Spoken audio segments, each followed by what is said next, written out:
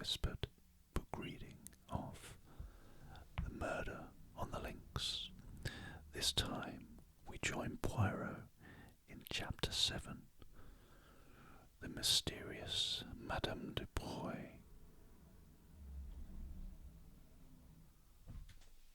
As we retraced our steps to the house, Monsieur Bex excused himself for leaving us, explaining that he must immediately acquaint the examining magistrate with the fact of Giroux's arrival. Giroux himself had been obviously delighted when Poirot declared that he had seen all he wanted. The last thing we observed as we left the spot was Giroux crawling about on all fours with a thoroughness in his search that I could not but admire. Poirot guessed my thoughts, for as soon as we were alone, he remarked ironically, "At last you have seen the detective you admire, the human foxhound. Is it not so, my friend? At any rate, he's doing something," I said with asperity. "If there's anything to find, he'll find it. Now you, eh bien, I also have found something, a piece of lead piping." "Nonsense, Poirot. You know very well that's got nothing to do with it. I meant little things, traces that may lead us infallibly to the murderers." "Mon ami, a clue 2 feet long is every bit as valuable as one measuring 2 millimeters. But it is the romantic idea that all important clues must be infinitesimal. As to the piece of lead piping having nothing to do with the crime, you say that because Giroux told you so?" "No." As I was about to interpose a question, "We will say no more. Leave Giroux to his search, and me to my ideas. The case seems straightforward enough, and yet, mon ami, I am not satisfied. And do you know why? Because of the wristwatch that is 2 hours fast, and then there are several curious little points that do not seem to fit in. For instance, if the object of the murderers was revenge, why did they not stab Renaud in his sleep and have done with it? They wanted the secret," I reminded him. Poirot brushed a speck of dust from his sleeve with a dissatisfied air. "Well, where is this secret? Presumably some distance away, since they wish him to dress himself. Yet he is found murdered close at hand, almost within earshot of the house. Then again, it is pure chance that a weapon such as the dagger should be lying about, casually, ready to hand." He paused, frowning, and then went on. "Why did the servants hear nothing? Were they drugged? Was there an accomplice, and did that accomplice see to it that the front door should remain open? I wonder if—" He stopped abruptly. We had reached the drive in front of the house. Suddenly he turned to me. "My friend, I am about to surprise you, to please you. I have taken your reproaches to heart. We will examine some footprints." "Where?" "In that right-hand bed yonder. Monsieur Beck says that they are the footmarks of the gardener. Let us see if that is so. See, he approaches with his wheelbarrow." Indeed, an elderly man was just crossing the drive with a barrowful of seedlings. Poirot called to him, and he set down the barrow and came hobbling towards us. "You are going to ask him for one of his boots to compare with the footmarks?" I asked, breathlessly. My faith in Poirot revived a little. Since he had said the footprints in this right-hand bed were important, presumably they were. "Exactly," said Poirot. "But won't he think it's very odd?" "He will not think about it at all." We could say no more, for the old man had joined us. "You want me for something, monsieur?" Yes, you have been gardener here a long time, haven't you?" 24 years, monsieur." "And your name is?" "Auguste, monsieur." "I was admiring these magnificent geraniums. They are truly superb. They have been planted long." "Some time, monsieur. But of course, to keep the beds looking smart, one must keep bedding out a few new plants and remove those that are over, besides keeping the old blooms well picked off. You put in some new plants yesterday, didn't you? Those in the middle there, and in the other bed also." Monsieur has a sharp eye. It takes always a day or so for them to pick up. Yes, I put 10 new plants in each bed last night. As monsieur doubtless knows, one should not put in plants when the sun is hot. Auguste was charmed with Poirot's interest and was quite inclined to be garrulous. "That is a splendid specimen there," said Poirot, pointing. "Might I perhaps have a cutting of it?" "But certainly, monsieur." The old fellow stepped into the bed and carefully took a slip from the plant Poirot had admired. Poirot was profuse in his thanks, and Auguste departed his barrow. "You see," said Poirot with a smile, as he bent over the bed to examine the indentation of the gardener's hobnailed boots, "it is quite simple. I did not realize that the foot would be inside the boot. You do not use your excellent mental capacities sufficiently. Well, what of the footmark?" I examined the bed carefully. "All the footmarks in the bed were made by the same boot," I said at length, after a careful study.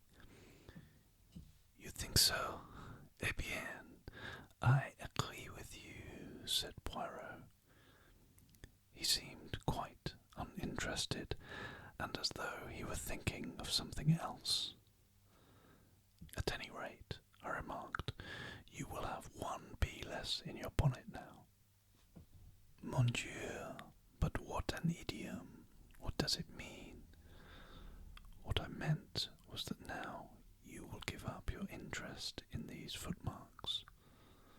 But to my surprise, Poirot shook his head. "No, no, mon ami. At last I am on the right track. I am still in the dark, but, as I hinted just now to Monsieur Bex, these footmarks are the most important and interesting thing in the case. That poor Giroux, I should not be surprised if he took no notice of them whatever."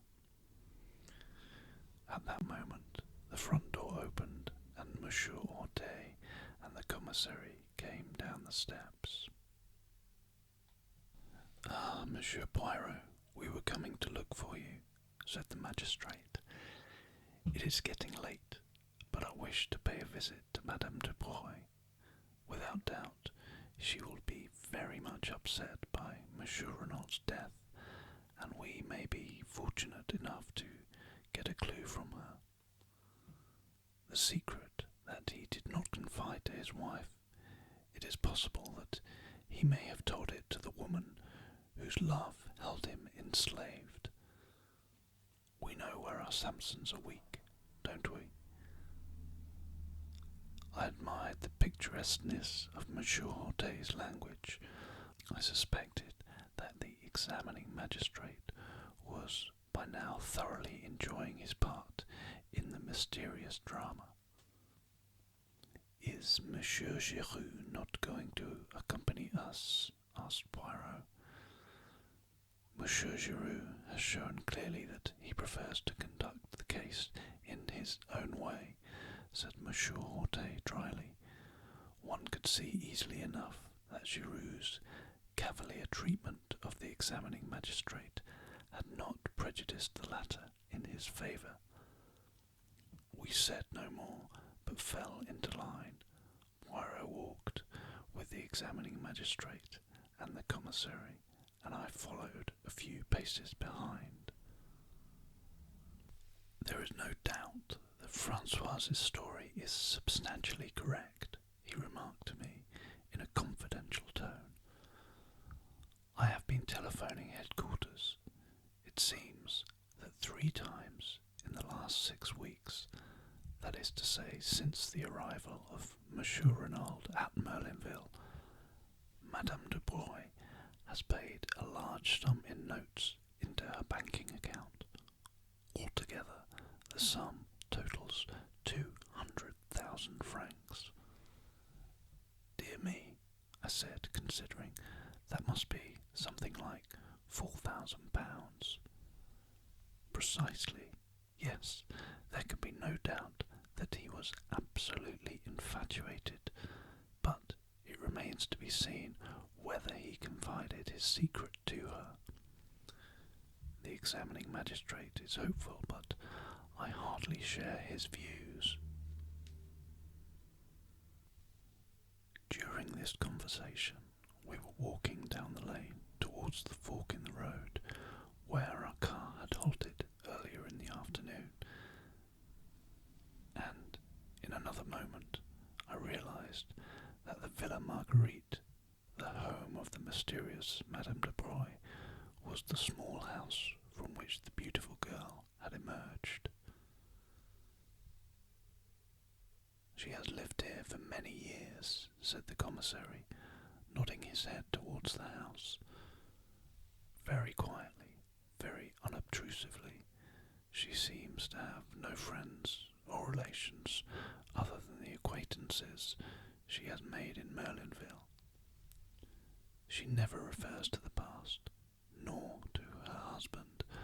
One does not even know if he is alive or dead. There is a mystery about her, you comprehend."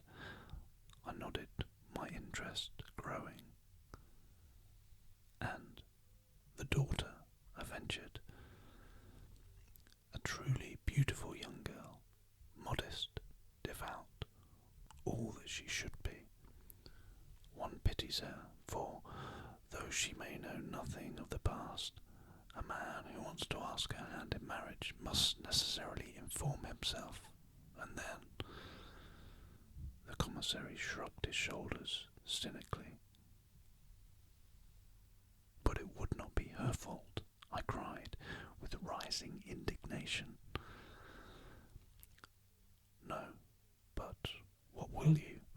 A man is particular about his wife's antecedents." I was prevented from further argument by our arrival at the door. Monsieur Hortet rang the bell. A few minutes elapsed, and then we heard a footfall within, and the door was opened. On the threshold stood my young goddess of that afternoon. When she saw us, the colour left her cheeks, leaving her deathly white, and her eyes widened with apprehension. There was no doubt about it. She was afraid. "Mademoiselle Daubreuil," said Monsieur Hortet, sweeping off his hat. "We regret infinitely to disturb you. But the exigencies of the law, you comprehend. My compliments to Madame, your mother, and will she have the goodness to grant me a few moments' interview?"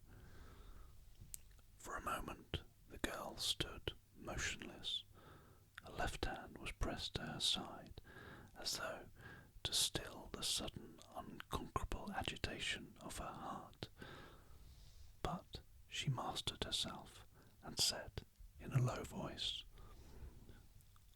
"I will go and see. Please, come inside."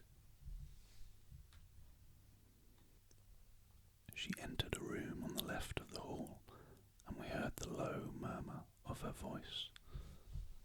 And then another voice, much the same in timbre, but with a slightly harder inflection behind its mellow roundness, said, "But certainly, ask them to enter." In another minute we were face to face with the mysterious Madame Daubreuil.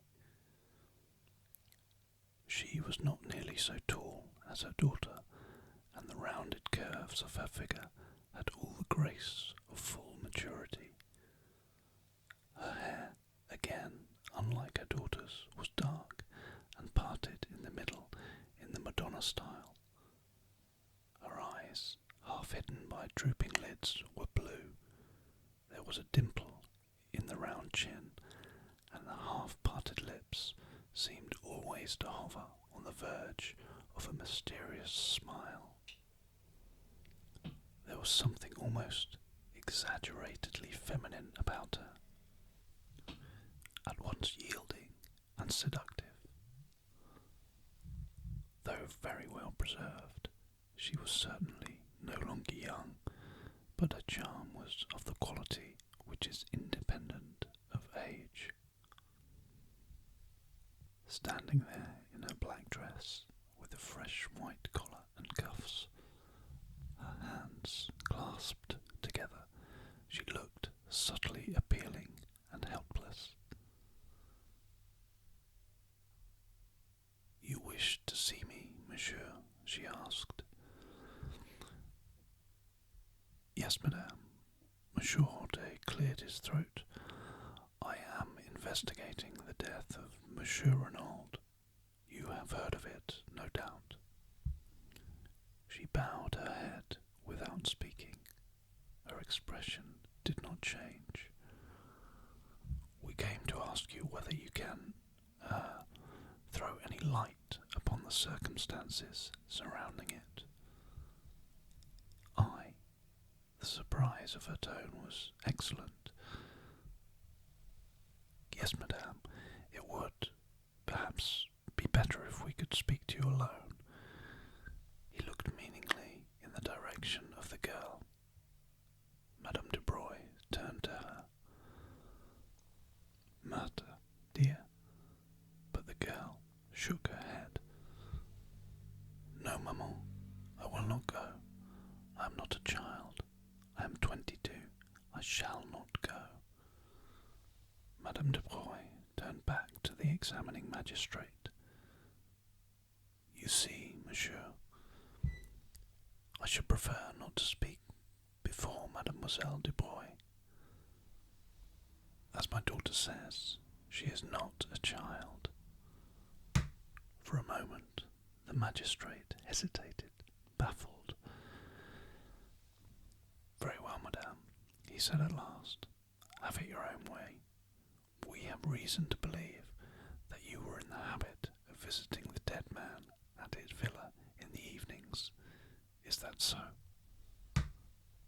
The colour rose in the lady's pale cheeks, but she replied quietly, "I deny your right to ask me such a question."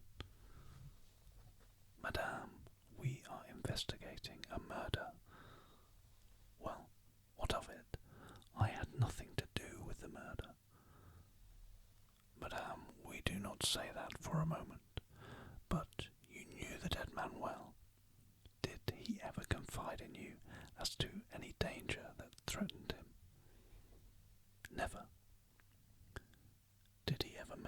his life in Santiago and any enemies he may have had there? No. Then you can give us no help at all. I fear not. I really do not see why you should come to me. Cannot his wife tell you what you want to know? Her voice held a slender inflection of irony. Madame Renaud has told us all she can. Ah, said Madame Daubreuil, I wonder. You wonder what, madame? Nothing.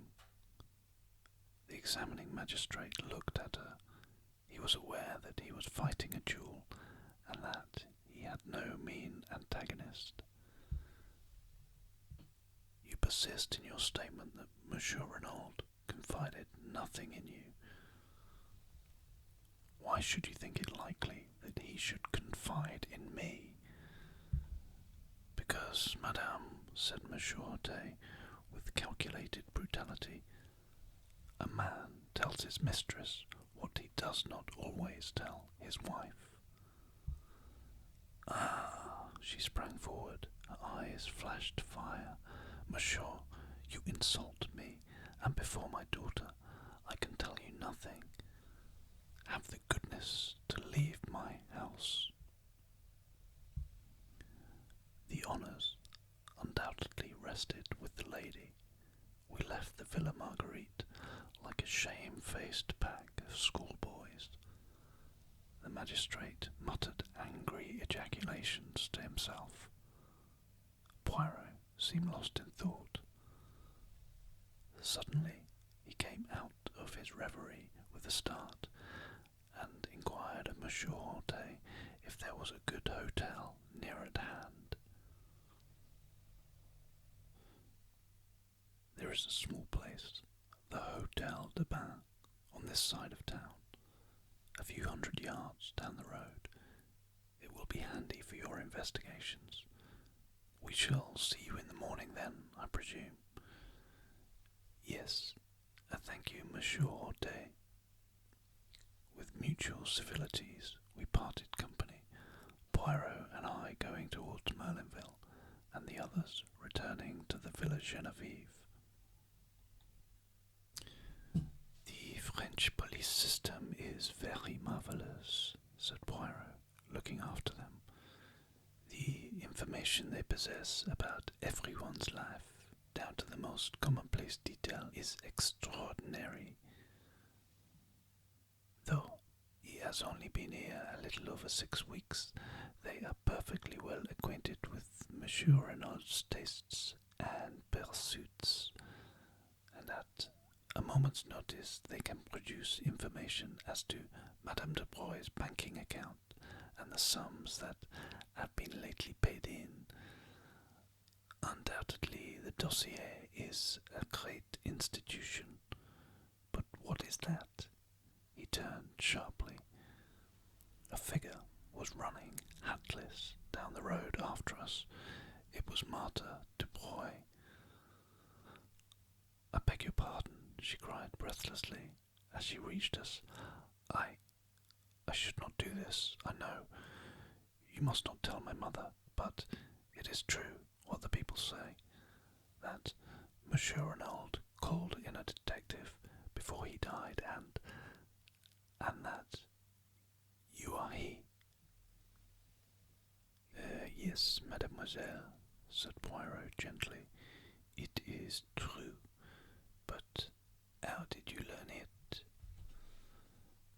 Françoise told our Amélie, explained Marthe with a blush. Poirot made a grimace. The secrecy, it is impossible in an affair of this kind. Not that it matters. Well, mademoiselle, what is it you want to know? The girl hesitated. She seemed longing, yet fearing to speak. At last, almost in a whisper, she asked, Is anyone suspected? Poirot eyed her keenly.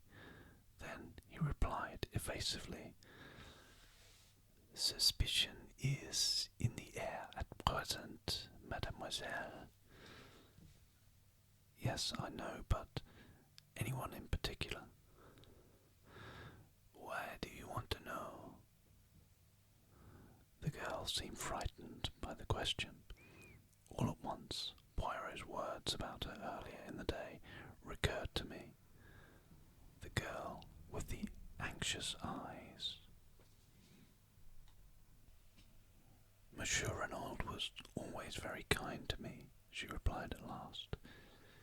"It is natural that I should be interested." "I see," said Poirot. "Well, mademoiselle, suspicion at present is hovering around 2%. 2?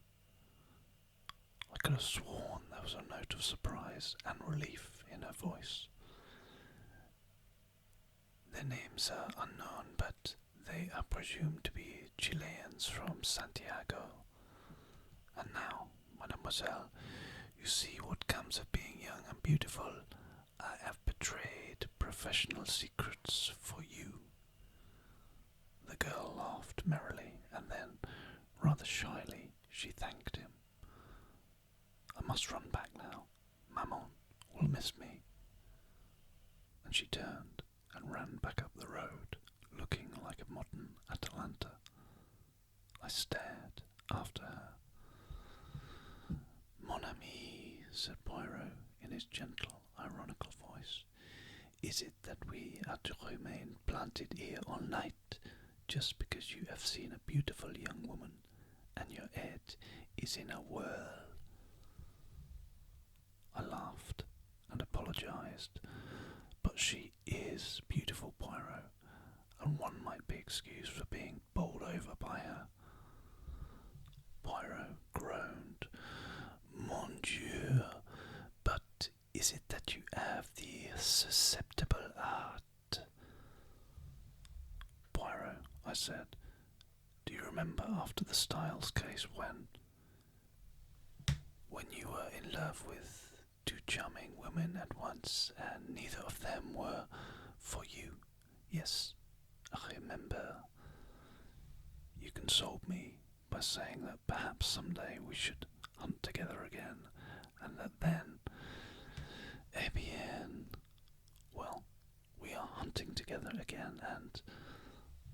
I paused and laughed rather self-consciously. But to my surprise, Poirot shook his head very earnestly. "Ah, mon ami, do not set your heart on Marthe Daubreuil. She is not for you, that one. Take it from Papa Poirot." "Why?" I cried. "The commissary assured me that she was as good as she is beautiful, a perfect angel." "Some of the greatest criminals I have known had the faces of angels," remarked Poirot cheerfully. "A malformation of the grey cells may coincide quite easily with the face of a Madonna." "Poirot," I cried, horrified, "you cannot mean that you suspect an innocent child like this." "Ta-ta-ta, do not excite yourself. I have not said that I suspected her, but you must admit that her anxiety to know about the case is somewhat unusual. For once, I see further than you do," I said. "Her anxiety is not for herself, but for her mother." "My friend," said Poirot, "as usual you see nothing at all. Madame Daubreuil is very well able to look after herself without her daughter worrying about her. I admit I was teasing you just now, but all the same I repeat what I said before. Do not set your heart on that girl. She is not for you. I, Hercule Poirot, know it. Sacré! If only I could remember where I had seen that face." "What face?" I asked, surprised. "The daughter's, No, the mother asked. Noting my surprise, he nodded emphatically. But yes, it is as I tell you. It was a long time ago, when I was still with the police in Belgium. I have never actually seen the woman before, but I have seen her picture, and in connection with some case, I rather fancy. Yes, I may be mistaken, but I rather fancy that it was a murder case.